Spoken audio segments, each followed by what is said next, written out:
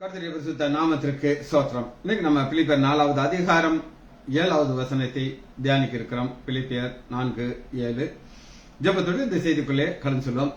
என் இயேசு ராஜா சாரோனின் ரோஜா கிருபை தந்தாலே போதும், அலைமோதும் வாழ்வில் அலையாமல் செல்ல கிருபை முன் செல்ல அருளும், அலைமோதும் வாழ்வில் அலையாமல் செல்ல கிருபை முன் செல்ல அருளும். கடல் என்னும் வாழ்வில் கலங்கும் என் படகில் சுக்கான் பிடித்து நடத்தும் என் தேவா. கடல் என்னும் வாழ்வில் கலங்கும் என் படகில் சுக்கான் பிடித்து நடத்தும் என் தேவா.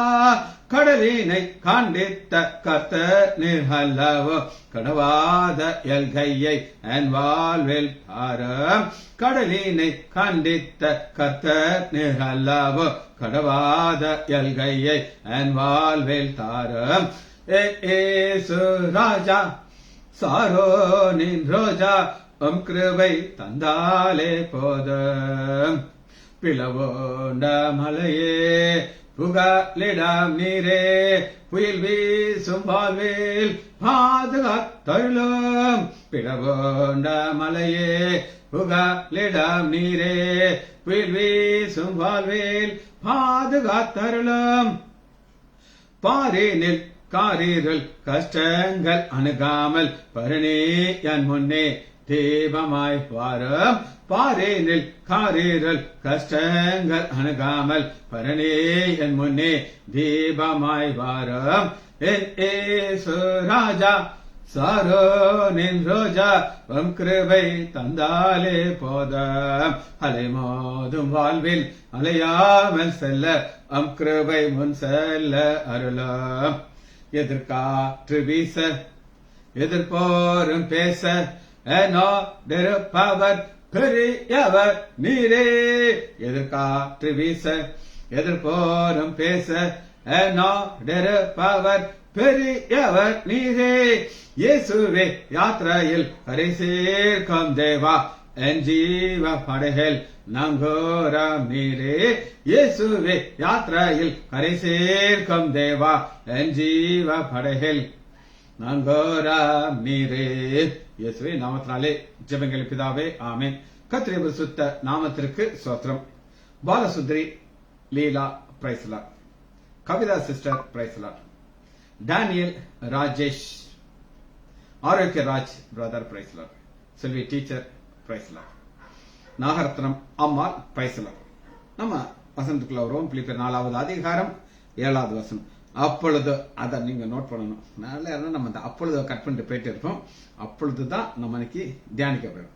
அப்பொழுது என்ன நடக்கும் அப்படின்னு நீங்க கேட்டீங்கன்னா, எல்லா புத்திக்கும் மேலான தேவ சமாதானம் உங்கள் இருதயங்களையும் உங்கள் சிந்தைகளையும் கிறிஸ்து இயேசுக்குள்ளாக காத்துக்கொள்ளும். சரி, எத்தனை பேருக்கு இந்த ஆசீர்வாதம் வேணும் அப்படின்னு எல்லாரும் எங்களுக்கு வேணும்னு தான் சொல்லுவாங்க. எல்லா புத்திக்கும் அப்படின்னா என்ன அர்த்தம் அப்படின்னு கேட்டீங்கன்னா, உங்களுடைய புத்தி ஒரு மாதிரி போகும். சமாதானம் எங்களுக்கு வேணும். சமாதானத்தை அவங்களுக்கு சமாதானம் சொல்ல தெரியாது. அவங்க என்ன சொல்லுவாங்க அப்படின்னா, சந்தோஷம், ஹாப்பினஸ். எங்களுக்கு சந்தோஷம் எங்களுக்கு வேணும். ஒவ்வொருத்தரும் ஒவ்வொரு இடத்த செலக்ட் பண்ணுவாங்க. என்னுடைய மனைவி யூடியூப்ல இந்த ஆல்ப்ஸ் மலையை குறித்து யூடியூப்ல காமிக்கிறாங்க. அவங்க அந்த ஸ்கீ பண்றாங்க. அப்படி ஸ்வாங் ஸ்வாங் ஸ்வாங் ஸ்வாங். ஆனா ஸ்கீ பண்றத தான் காட்டுவாங்க. ஆனா பிராக்சர் ஆனா என்னன்னு எங்களுக்கு தெரியும். அதை புரிய உங்களுக்கு ஒரு காரியத்தை சொல்ல, உங்களுக்கு தெரியாத காரியம். இப்படி ஒருத்தர் ஸ்கீ பண்ணிருக்காரு. ஸ்வாங் ஸ்வாங் ஸ்வாங் ஸ்வாங்னு. அவரு ஒரு இடத்துல காலை ஊன்றாரு. கால் நல்லா அப்படி ட்விஸ்ட் ஆகி ஒரு 3 பிராக்சர் ஒரு கால் ஆயிடுச்சு. அவரை அங்க ஹாஸ்பிட்டல் கொண்டு போறாங்க. பிளேட் மாட்டுறாங்க. பார்த்தா யூனியன் ஆகல. செகண்ட் சர்ஜரி யூனியன் ஆகல. தேர்ட் சர்ஜரி யூனியன் ஆகல. சொல்லிட்டாங்க, இங்க பாருங்க, எங்களுக்கு இதுக்கு மேல ஒன்றும் தெரியாது, நீங்க ஏதாவது அட்ஜஸ்ட் பண்ணிக்கணும். அவர் ஒரு குச்சியை வச்சுக்கிட்டு ஒரு காலிப்பர் மாதிரி வச்சுக்கிட்டு டொக் டொக்னு நடந்து போயிட்டார். இவரு என்னாச்சு அப்படின்னு கேட்டீங்கன்னா, ரஷ்யாவுக்கு டூரிஸ்டா போறார். காலு சரியில்லை, ஆனாலும் எங்க போயிட்டாரு? ரஷ்யாவுக்கு டூரிஸ்ட். அதாவது இவங்களெல்லாம் நான் சொல்றேன்ல, உங்களுக்கு சந்தோஷம் வேணும், அவங்க இடத்துல கிடைக்கல, ஸ்கீப் பண்ணாரு. அந்த சந்தோஷம் மோசமா போய் சர்ஜரி சர்ஜரி சர்ஜரி ரஷ்யாவுக்கு டூரிஸ்ட் இருக்காரு. அங்க இவர் காலை பார்த்துட்டு ஒருத்தர் சொல்லியிருக்காரு, என்னங்க இந்த கால் ஒரு மாதிரி கோணிக்கின்னு இருக்குதுன்ட்டு சொன்னாரு. வேர்ல்டு பெஸ்ட் சர்ஜன் என்னை சரி பண்ண முடியலையா. அங்கதான் ஏஓ டெக்னிக் அப்படின்னு ஒரு டெக்னிக் இருக்கு.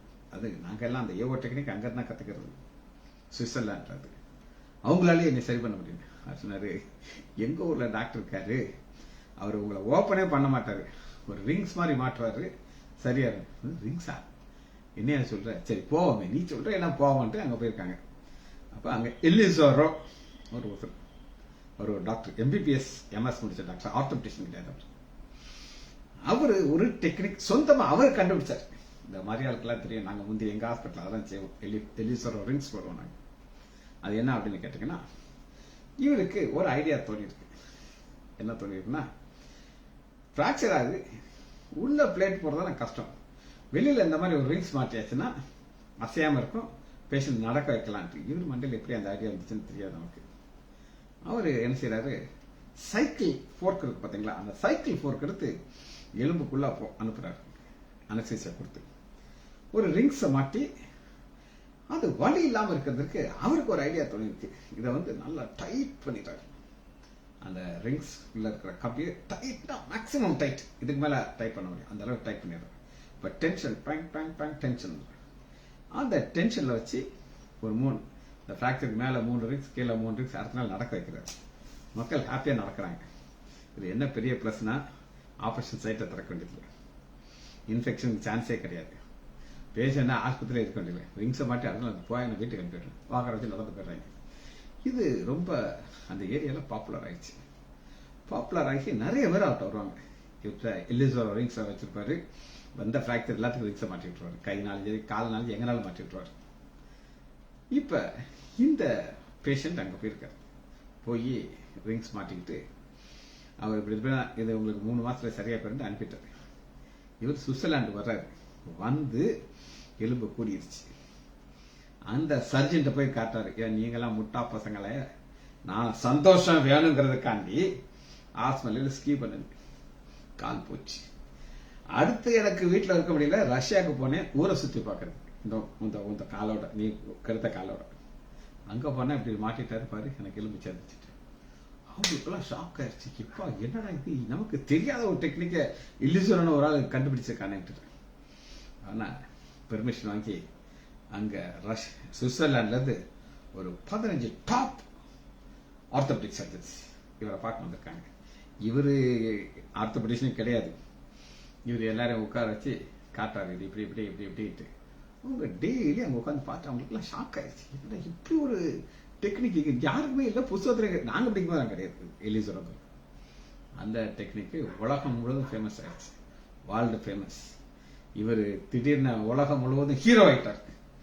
இதுவரை யாருக்குமே பேர் தெரியாது, இப்ப இந்த எலிசோரோங்கிற ஒரு பேர்.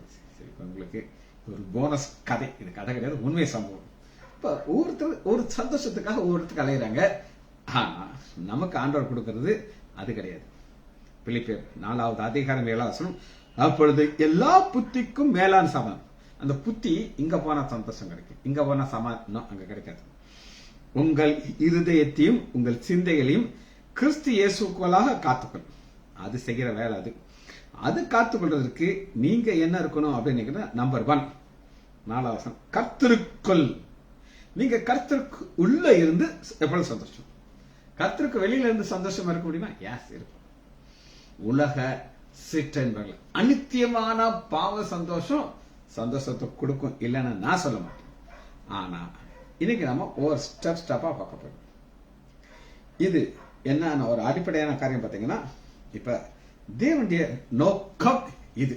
ஒரு மனிதனை உருவாக்குறார், உருவாக்கிட்டு அவனுக்கு என்ன அவனுக்கு கிடைக்கணும்னா தேவ சமாதானம் அவனுக்குள்ள இருக்கும்.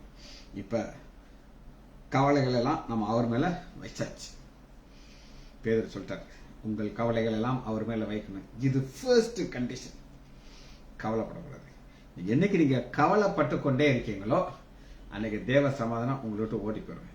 ஏன் அப்படின்னு கேட்டீங்கன்னா, சாத்தான் ஒவ்வொரு விதையா போடுவான். இது அப்படி போயிடும், இது இப்படி போயிடும், உங்க பாஸ்டர் நம்பாத, நீ கவலைப்படணும் அப்படின்னு சொல்லி அவன் சொல்லி கொடுத்துட்டே இருப்பான். ஆனா அதுக்கு சான்ஸே கிடையாது. சோதனை உங்களுக்கு வருமா? எஸ் வரும். உங்க போதகருக்கு வருது, போதகருக்கு வர சோதனை உங்களுக்கு வரும். ஆனா ஆண்டவர் இந்த சோதனையில தப்பு வைக்கிறதுக்கு ஒரு வழியை உண்டாக்கிறார். அந்த தப்பு வைக்கிற வழியை உண்டாக்கின போது அது வழியா செய்யலாம், நம்ம தப்பிச்சு போயிடலாம். ஏன்னா அவரு காத்துட்டு இருக்காரு, இந்த தேவ சமாதானம் இவனை விட்டு போயிடக்கூடாது. கவலைகள்லாம் ஏன் மேல வச்சுட்டான். இப்ப சோதனை வந்துருச்சு. யோபுக்கு வந்த சோதனை தெரியுமா? நம்ம யோபுக்குலாம் போறோம் வேற எங்கேயும் பார்க்க. யோபுக்கு சோதனை வந்துச்சு. நண்பர்கள் வந்தாங்க. எதுக்காக வந்தாங்க அப்படின்னு கேட்டீங்கன்னா ஆறுதல் கொடுக்கறதுக்கு வந்தாங்க. ஆனா யோபு கிறுக்காக்கி விட்டாங்க.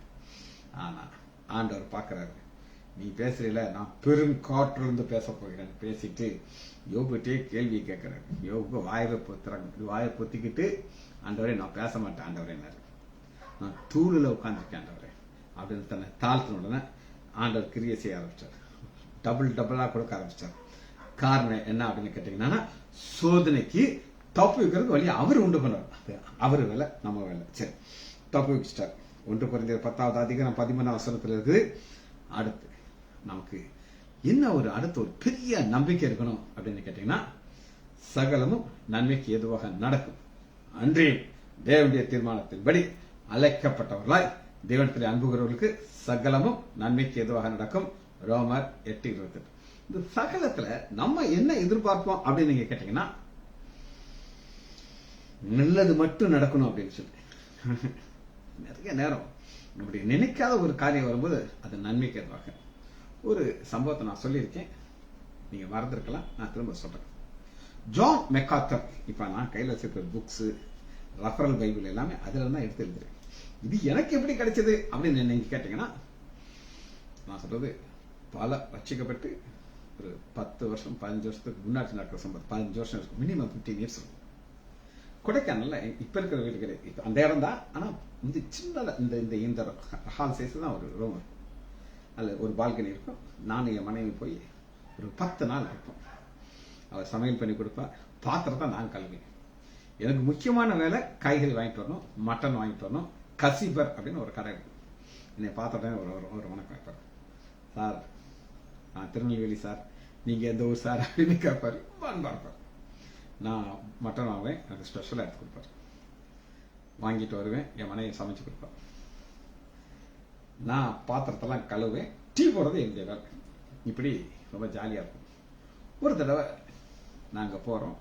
அப்போ அங்கே இன்சார்ஜ் இருந்தது ஒரு இன்ஜினியர் செல்வகுமார். அவர்கிட்ட ஃபோன் பண்ணி சொன்னேன், நாங்கள் வரோம் சார், எனக்கு கேஸ் வேணும், ஈபி இருக்கான பாருங்க, தண்ணி இருக்கான பாருங்க, 3 எனக்கு ரொம்ப. சார் நான் ஏற்பாடு பண்ணிடுறேன், கவலைப்படாமல் வாங்க சார் அப்படின்னாரு. நாங்கள் வந்து பார்க்குறோம், கரண்ட் இல்லை, கேஸ் இல்லை, தண்ணி இல்லை. என் மனைவி டென்ஷன் ஆயிட்டா. நான் ஏசப்பா சோஸ்திரம், தண்ணி இல்லாததுக்கு சோஸ்திரம் ஆண்டவரே, கரண்ட் இல்லாததுக்கு சோஸ்திரம் ஆண்டவரே, இவளுக்கு என்ன ஒண்ணு இது தோத்திரம் சொல்லிட்டு இருக்கீங்களே. சரி போவோம், டிரைவர்கிட்ட தண்ணி ஏற்பாடு பண்ண சொன்னோம். நான் டேங்கர் சொன்னா 1 ரூபா சாப்பிட்டோம். ஆசி வீட்டுக்கு போறோம். நாங்க ஆசி வீட்டுக்கு போய் கேஸ் இருக்கிறக்காக போறோம். உள்ள போறோம், அப்படிதான் கரெக்டா கார்ல வெளியே வர்றோம்.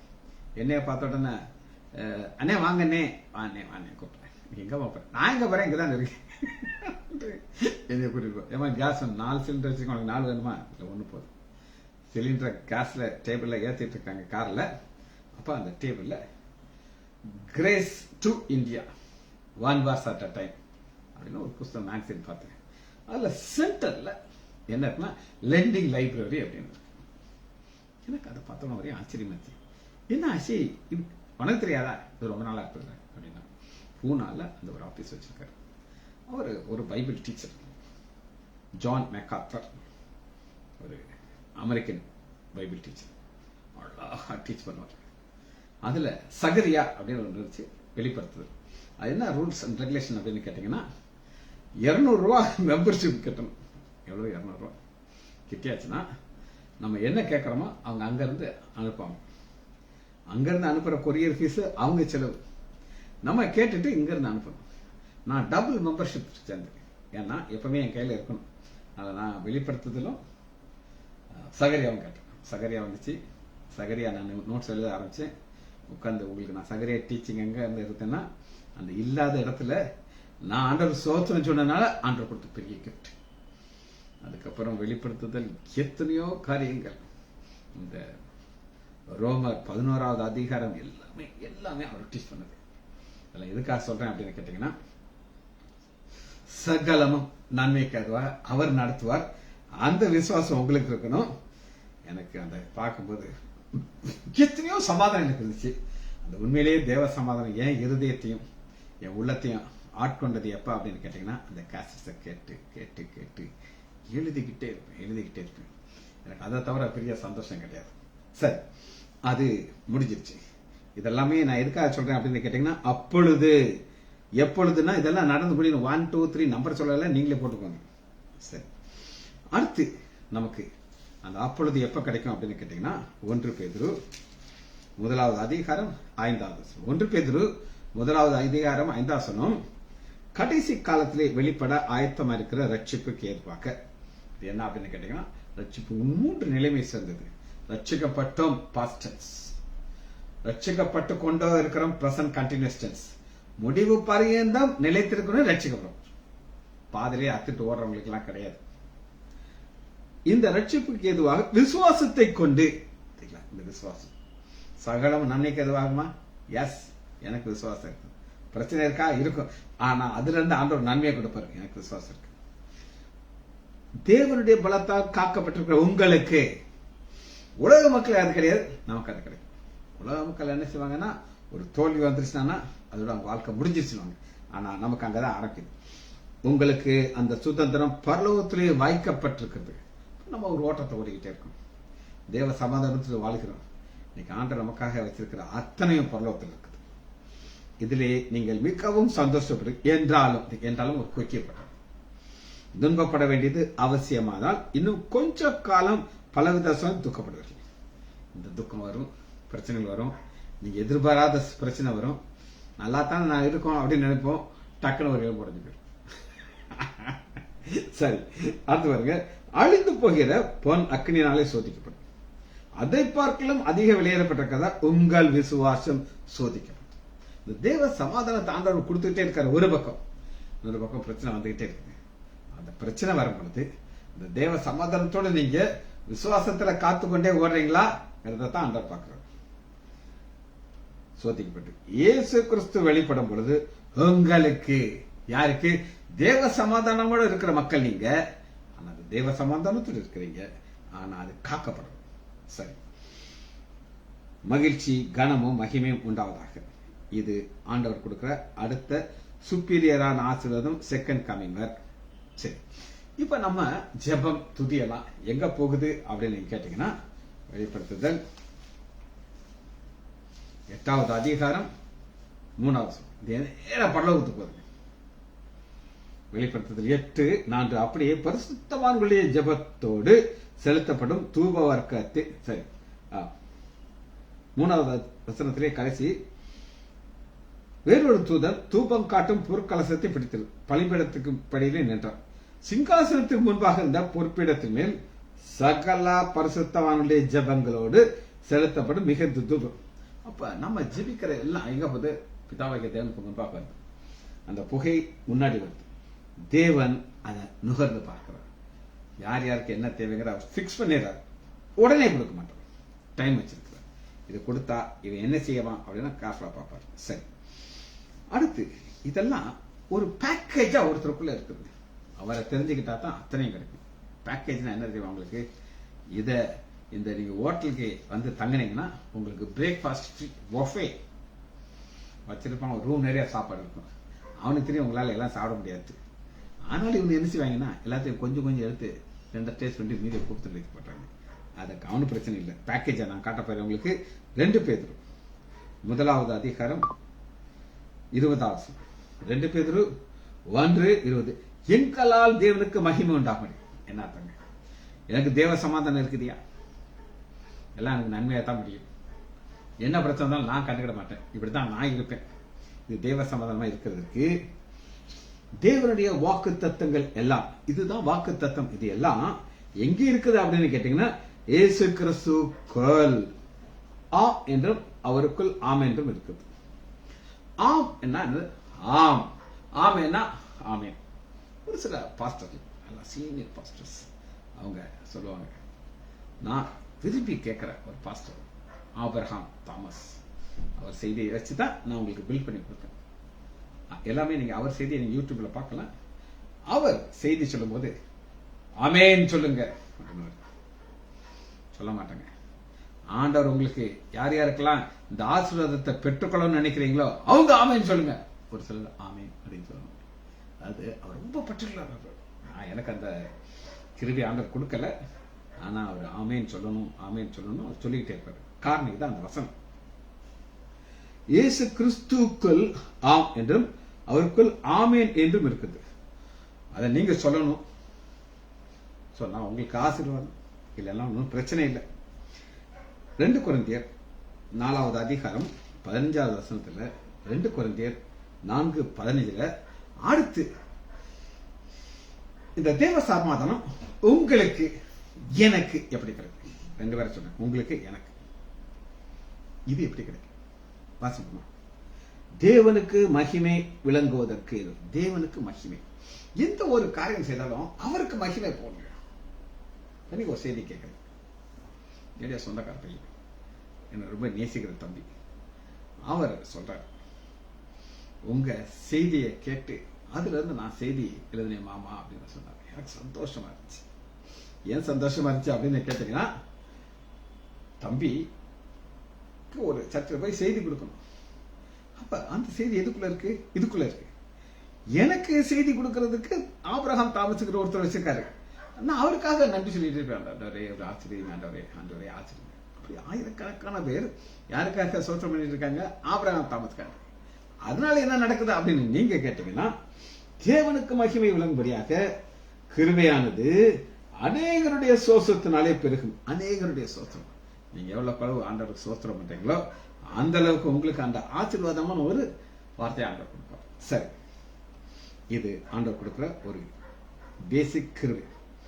இது எவ்வளவு நாளைக்கு உண்டு அப்படின்னா, கொஞ்ச காலத்துக்கு இந்த பிரச்சனை உண்டு. அதுக்கப்புறம் அந்த பிரச்சனை எல்லாம் முடிச்சிடும். ஏன் முடிச்சிடும் அப்படின்னு நீங்க கேட்டீங்கன்னா, எடுத்துக்கொள்ளுமா, 1 பேதுரு 5வது அதிகாரம் 10வது வசனம். இப்ப இந்த வாழ்க்கையில வாழ்றோம். நமக்கு ஆண்டவர் தேவ சமாதானத்தை கொடுக்கிறாரு. அது எங்க இருக்கணும்? நம்முடைய இருதயத்திற்குள்ளும் சிந்தை அது ஆண்டு கொள்ளணும். ராஜா மாதிரி ஆண்டு கொள்ளணும்.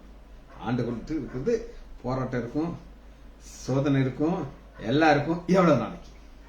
1 பேதுரு 5வது அதிகாரம் 10வது. கிறிஸ்து இயேசுக்குள் நம்மை நித்திய மகிமைக்கு அழைத்தவர். நித்திய மகிமைக்கு போய் சேர்றவர் அந்த பிரச்சனை. பல முறை சொல்லியிருக்கேன், நித்திய மகிமை. இங்க ஒரு மகிமை ஆண்டவர் கொடுக்கிறாரு. மகிமையின் மேல் மகிமையை உங்களை கொண்டு போறாரு. அந்த நித்திய மகிமை போய் சேர்றவர சகல கிருபையும் புரிந்திருந்த தேவன் தாமே. அவர் எல்லா கிருபையும் அவற்றை இருக்குது. ஆனால் அவர் என்ன செய்யறாருன்னா, கொஞ்ச காலம் பாடு அனுப்பியதற்கு உங்களை சீர்படுத்தி என்ன அதி சீக்கிரத்தில் நீங்கி விடா இந்த லேசான உபத்திரவம். அது எவ்வளவு அருமையான சீக்கிரத்தில் நீங்கள் உங்களை சீர்படுத்தி ஸ்திரப்படுத்தி பலப்படுத்தி நிலை நிறுத்துவாராக. இதெல்லாமே அவர் செய்வார். ஆனா தேவ சமாதானம் நம்மளை காத்து கொண்டே இருக்க வேண்டும். அதுல எந்த வர சந்தேகமும் இல்லை. சரி, இந்த சமாதானம் தேவ சமாதானம் இது எப்பொழுது நம்முடைய இருதயத்திற்குள் பூரணமாக வர்ற ஒரு காரியத்தை பார்க்கணும். அது எங்க வரணும்? நம்முடைய இருதயத்திற்குள். எப்படி வரும்? டெக்னிக் இருக்கு, எல்லாத்துக்கும் ஒரு டெக்னிக். வாசிப்போம். ரோமர் 5வது அதிகாரம் 2வது வசனத்துல இந்த தேவ சமாதானம் ஒரு ஆசீர்வாதம் எப்ப வரும்னா, முதல் வசனம், இவ்விதமாக நாம் விசுவாசத்தினாலே நீதிமான்களாக்கப்பட்டோம். இதான் விசுவாசத்திலே நீதிமான்கள். இன்னைக்கு நம்மள நீதிமான்கள் அவர் ஆக்கிட்டார். நம்ம விசுவாசிக்கிறோம். ஒரு டாக்டர்மா பொண்ணு, எனக்கு அந்த பொண்ணு ரொம்ப நாளா தெரியும். அந்த பொண்ணு எங்க ஆஸ்பத்திரியில் ஒரு ப்ராப்ளம் அட்மிட் ஆனாங்க. அவன் யார்ட்டையுமே அவன் டாக்டர்னு சொல்லலாம். எம்பிபிஎஸ் டாக்டர் கிடையாது, இந்த நேச்சுரோபதிங்கிற ஒரு இது. அதுவும் 5 வருஷம் படிச்சிருக்காங்க பொண்ணு. நான் கேட்டேன், நீ பிராக்டிஸ் பண்றியாமா அப்படின்னு கேட்டேன். இல்லை சார், நான் பிராக்டிஸ் ஆரம்பித்தேன், ஒன்றுமே சரிப்பட்டு வரல, யாருக்குமே சரியாகலை, நான் மூடிட்டேன் அப்படின்னு சொன்னான். அவளுக்கு அவள் தொழில் மேலே நம்பிக்கை. அதான் நல்ல சப்ஜெக்ட் இல்லை நான் சொல்ல மாட்டேன். அந்த இதுக்கு சொல்லலாம் நம்பிக்கை. அதைத்தான் நம்ம இங்க பாக்குறோம். இது தொழில் கிடையாது, டாக்டர் பிராக்டிஸ் கிடையாது. ரோமர் 5வது அதிகாரம் முதல் இவ்விதமாக நம் விசுவாசத்தின நீதிமான் ஆக்கப்பட்டிருக்க நம்முடைய கர்த்தராகிய இயேசு கிறிஸ்துவின் மூலம் தேவனிடத்தில் சமாதானம் பெற்றுக்கிறோம். கர்த்தராகிய இயேசு கிறிஸ்துவின் மூலமாக என்ன அப்படின்னு கேட்டீங்கன்னா, நம்முடைய பிதாவாகிய தேவன் நம்மளை பார்க்கிறார். எப்படி பார்க்கிறார் அப்படின்னு கேட்டீங்கன்னா, ஒரு சிகப்பு கண்ணாடி போட்டு பார்க்கிறார். அது நாங்க சிறப்பு கண்ணாடி. அவர் நம்மளை இப்படி பார்த்தோம்னா நம்மளை பஷ்டமாக்கிறார். ஆனால் இந்த சிகப்பு கண்ணாடிங்கிறது தன்னுடைய குமாரனாகிய இயேசு கிறிஸ்துவின் ரத்தம். அந்த ரத்தத்தின் மூலமாக நம்மளை பார்க்கிறார். ஏன் ரத்தத்தின் மூலமாக பார்க்கிறார் அப்படின்னு கேட்டீங்கன்னா, 9வது வசனம், இப்படி நாம் அவருடைய ரத்தத்தினாலே நீதிமான்கள் ஆக்கப்பட்டிருக்கிறோம். ரத்தத்தினாலே நீதிமான்கள் ஆக்கப்பட்டிருக்கிறோம். விசுவாசத்தை நம்மகிட்ட இருக்கணும். ரெண்டும், ஒரு பக்கம் நம்மகிட்ட விசுவாசம் இருக்கணும், இன்னொரு பக்கம் அவர் ரத்தத்தில் நம்ம நீதிமான் ஆக்கிட்டார். இந்த பாதையில் நம்ம போய்கிட்டே இருக்கும்பொழுது தேவ சமாதானம் நம்முடைய இருதயத்தில் இருக்கும். சாத்தான் சொல்லுவான், நீ பாவின்ட்டு. ஆமா, பாவி தான் ஒரு காலத்துல, இப்ப எல்லாம் அப்படி கிடையாது அப்படின்னு சொல்லி இந்த பாதையில துயந்து போகும்பொழுது 2வது வசனம், அவர் மூலமாய் யார் நம்மளை நீதிமான ஆக்கினாரோ அவர் மூலமாய் இந்த கிருபைக்குள் பிரவேசிக்கிற சிலாக்கியத்தை விசுவாசத்தினாலே பெற்று நிலைத்திருந்து நிலை கொண்டார். இந்த பாதையில போகும்போது நிறைய பிரச்சனை வரும். ஆனா நம்ம நிலை கொண்டிருக்கணும். அப்பதான் தேவ சமாதானம் நம்முடைய இருதயத்தை ஆளுகை செய்யும். சரி, பவுலுக்கு கவலை இருந்துச்சா இல்லையா அப்படின்னு கேட்டீங்கன்னா, எஸ் இருந்துச்சு. ஏன் இல்லை? ஆனா அது என்ன கவலை அப்படின்னு நீங்க கேட்டீங்கன்னா, சாப்பாட்டு பிரச்சனை எல்லாம் கிடையாது, அதெல்லாம் அது தேவையில்லை. 2 கொரிந்தியர் 11வது அதிகாரம் 28வது வசனம். 2 கொரிந்தியர் 11:28, 27 வரை அவர் பட்ட பாடுகள் லிஸ்ட் யாராலையும் அதெல்லாம் சகிக்க முடியாது. ஆனா 28ல, இவை முதலானவைகள் அல்லாமல் எல்லா சபைகளை குறித்த உண்டான கவலை என்னை நாள்தோறும் நெருக்கிறது. பவுலுக்கு கவலை சபையை குறித்து.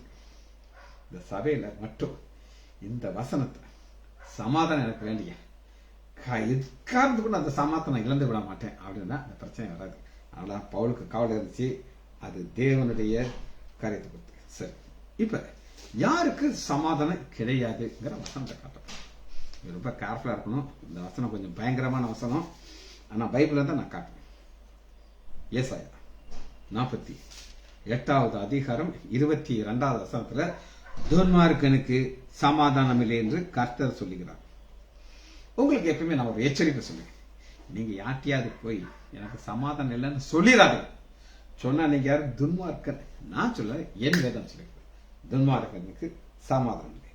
ஏன் துன்மார்க்கனுக்கு சமாதானம் இல்லை அப்படின்னு நீங்க கேட்டீங்கன்னா,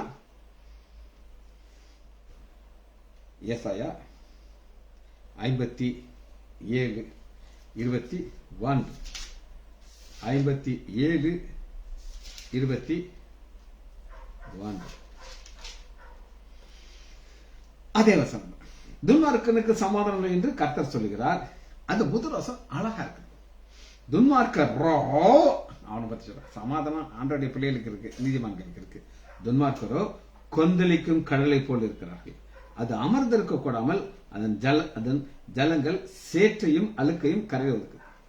சேற்று அழுக்குனா அவங்களுடைய பிரச்சனை, அவங்களுக்கு இருக்கிற பாடுகள், அவங்களுக்கு இருக்கிற பாவமான வாழ்க்கை அப்படியே வெளியில வந்து வந்துகிட்டே இருக்கு.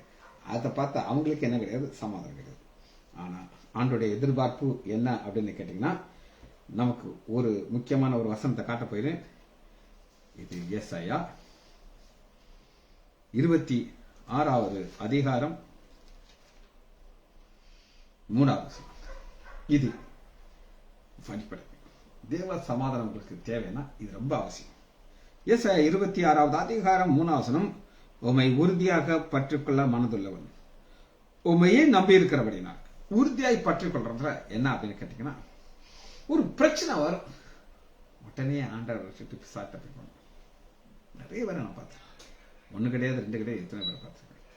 அவங்க வாழ்க்கையில ஆண்டவர் ஏற்றுக்கொள்றதுக்கு முன்னாடி எப்படி இருந்தாங்களோ அந்த கேவலத்துக்குள்ள போயிடுவாங்க.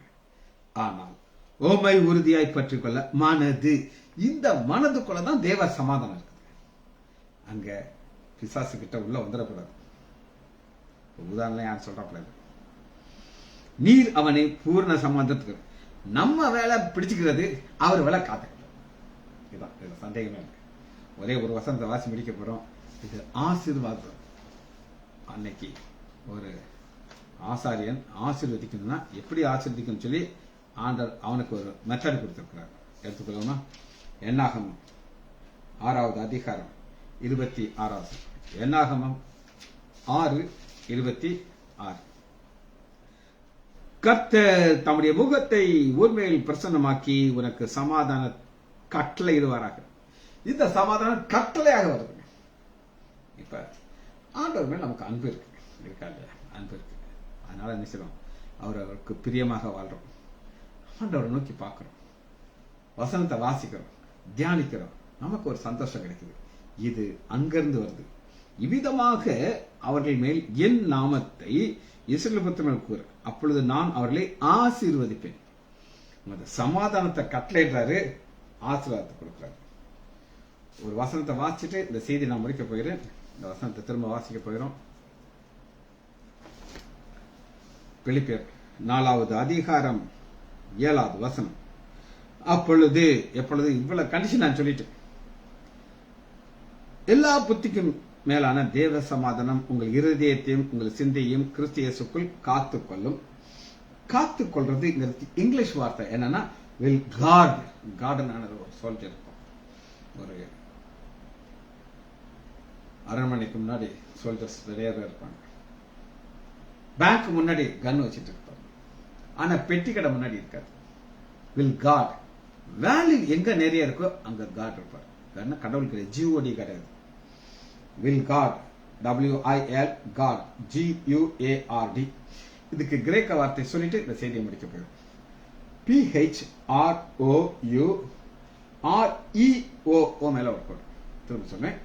PHRO for row, UREO for இது காத்து போடுறது. ஜெபிச்சம் இருக்கமா? மகா இரக்கமும் கிருபையுமுள்ள பிதாவே, துதிக்கிறோம் ஐயா. தேவ சமாதானம் எங்கள் ஒவ்வொருடைய இருதயத்திலும் சிந்தையிலும் காத்துக்கொள்ள நீர் கொடுத்திருக்கிற பெரிய ஆலோசனைக்காக நன்றி ராஜா. இந்த ஒவ்வொரு காரியத்தை குறித்து கருத்தாக இருந்து விசுவாசத்தின் பாதையில் ஓடி பரவத்திலே எங்களுக்கு வைத்திருக்கிற அந்த சந்தோஷத்தை ஏற்ற காலத்தில் நாங்கள் பெற்றுக்கொள்வோம். நிச்சயத்தோடு ஓட பலம் தாங்க. பிள்ளைகள் ஒவ்வொருவரையும் ஆண்டவராகிய இயேசு கிறிஸ்துவின் நாமத்தினாலே ஆசீர்வதிக்கிறேன். இயேசுவின் நாமத்தினாலே ஜெபங்களின் பிதாவே, ஆமேன், ஆமேன்.